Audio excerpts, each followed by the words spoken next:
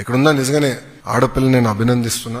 ఒక పట్టుదలతో మీరు చదివారు. ఇక్కడతో మీరు ఆగకూడదు. నేను చాలా స్పష్టంగా గమనించింది ఏంటంటే, గతంలో అందరం జాయింట్ ఫ్యామిలీస్ లో ఉండేవాళ్ళం. అంటే 2-3 తరాలు కలిసి ఉండేవారు. దాంతో వాల్యూ సిస్టమ్ ఒక రకంగా ఉండేది. అంటే ఇంట్లో 10 మంది కూర్చుంటే ఒకరు బాధ్యత తీసుకున్నారు, వడ్డిచ్చేదానికి, లేదంటే ఇంటి పనులు చేసేదానికి ఒకరు బాధ్యత తీసుకున్నారు. అంటే కలిసికట్టుగా ఉండేవారు.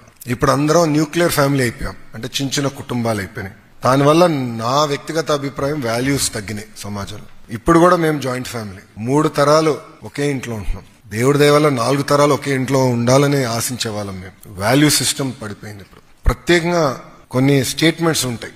చిన్నప్పుడు అనేవారు ఆడపిల్లలాగా ఏడవద్దని, గాజులు తోడుకునేవని. ఇవన్నీ స్టీరియోటైప్స్ కి ఫుల్ స్టాప్ పెట్టాలి.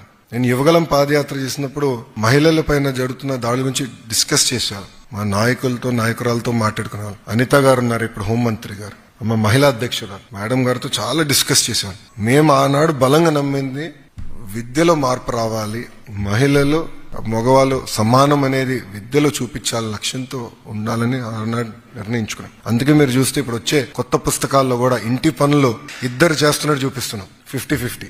అంటే ఈ చిన్న చిన్న మార్పులు అయి ఉండొచ్చు, కానీ సమాజంలో చాలా కీలకమైన మార్పులు వస్తాయని బలంగా నమ్మేవాళ్ళం. జీవితం అనేది ఈజీ కాదు. దేవుడు మీకు అనేక పరీక్షలు పెడతాడు. ఒక్కొక్క కుటుంబానికి ఒక రకమైన పరీక్షలు పెడతాడు. కానీ ఆ పరీక్ష జయించే శక్తి కూడా దేవుడు మనకిస్తాడు. అది ఇక్కడున్న మీరందరూ గుర్తు పెట్టుకోవాలి. నాకు కూడా అనేక పరీక్షలు అన్ని రకాలుగా పెట్టారు. ఒక ఛాలెంజ్ గా తీసుకుంటే మనం ఏదైనా సాధించవచ్చు. అది దయచేసి మీరందరూ గుర్తు పెట్టుకోవాలని ఇక్కడున్న పిల్లలందరినీ మిమ్మల్ని కోరుతున్నా.